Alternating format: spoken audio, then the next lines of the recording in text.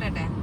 Hello family, welcome and welcome back to ബീൻ മീസ് life. എന്തൊക്കെയുണ്ട് വിശേഷങ്ങൾ? എല്ലാവർക്കും സുഖം തന്നെയല്ലേ? ഇതിന് മൈക്കുണ്ടെങ്കിലും ഓൾറെഡി നന്നായിട്ട് കേൾക്കത്തുള്ളൂ. അല്ലെങ്കിൽ ഇവിടെ നീ കാറ്റടിക്കുന്ന ഒച്ച മാത്രമേ കേൾക്കുള്ളൂ. അല്ലെങ്കിൽ നീ ശ്രദ്ധിച്ചോ, നീ ഒന്ന് വെച്ച് കേട്ടു നോക്കിക്കാം. അല്ലെങ്കിൽ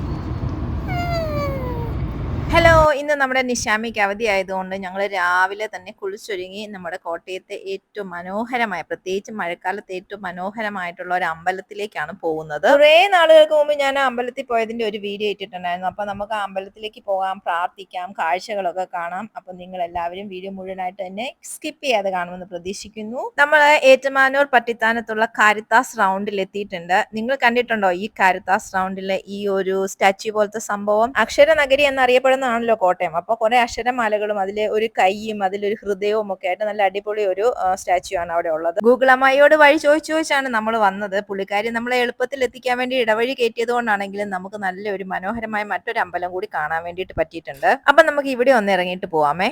ഇത്ര നല്ലൊരു അമ്പലം ഉണ്ടായിട്ട് കാണാതെ പോയ മോശല്ലേ.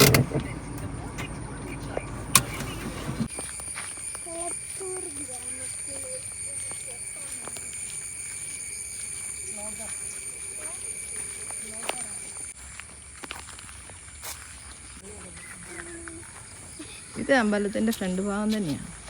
നമ്മൾ അമ്പലത്തിന്റെ ഉള്ളിലേക്കൊന്നും കയറുന്നില്ല കേട്ടോ. നമ്മൾ അതിന്റെ ഭംഗി പുറത്തു നിന്ന് കാണുക, പ്രാർത്ഥിക്കുക, തിരിച്ചു പോവുക, അത്രേ ഉള്ളൂ. പിന്നെ നമ്മുടെ ഗൂഗിൾ അമ്മായി നമ്മളെ വട്ടം കറക്കി കുറച്ചു നേരം കഴിഞ്ഞപ്പോൾ നമ്മൾ പോകാൻ ഉദ്ദേശിച്ച അമ്പലത്തിന്റെ അവിടെ എത്തിച്ചിട്ടുണ്ട്. നമ്മൾ പോകാൻ ഉദ്ദേശിച്ചത് അരുവിക്കൽ ക്ഷേത്രത്തിലാണ്. ആ ഒരു പുഴ ഫ്രണ്ടിലൂടെ ഒഴുകുന്ന ഒരു ക്ഷേത്രം ഉണ്ടല്ലോ, അവിടെയാണ്. അവിടെ ഒരുപാട് സ്ഥലത്തു നിന്ന് ആളുകൾ കാണാൻ വേണ്ടിയിട്ട് വരുന്നുണ്ട്. നമുക്ക് അവിടെ നിന്ന് അവരുടെ സംസാരം കേൾക്കുമ്പോൾ തന്നെ അറിയാം, പല സ്ലാങ്ങിൽ സംസാരിക്കുന്ന ആൾക്കാരുണ്ട്, പല സ്ഥലങ്ങളിൽ നിന്ന് വരുന്നവരുണ്ട്.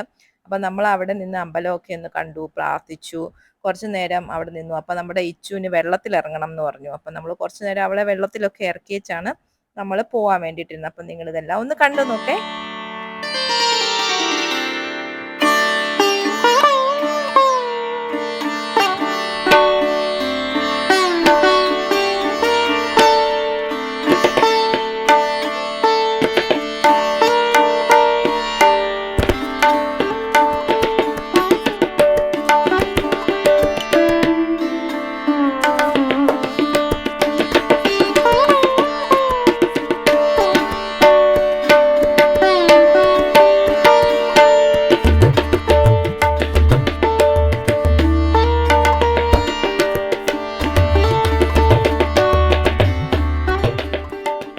അമ്പലത്തിൽ നിന്ന് ഇറങ്ങിയിട്ട് ഞങ്ങൾ അടുത്തൊരു സ്ഥലത്തേക്ക് പോവാണ്. നിങ്ങൾക്ക് ഏകദേശം ആ സ്ഥലം മനസ്സിലായിട്ടുണ്ടാവുമെന്ന് കരുതുന്നു. മനസ്സിലായവർ കമന്റ് ചെയ്യണേ. നമുക്ക് ആ കാഴ്ചകൾ അടുത്ത വീഡിയോയിൽ കാണാം. Thank you for watching.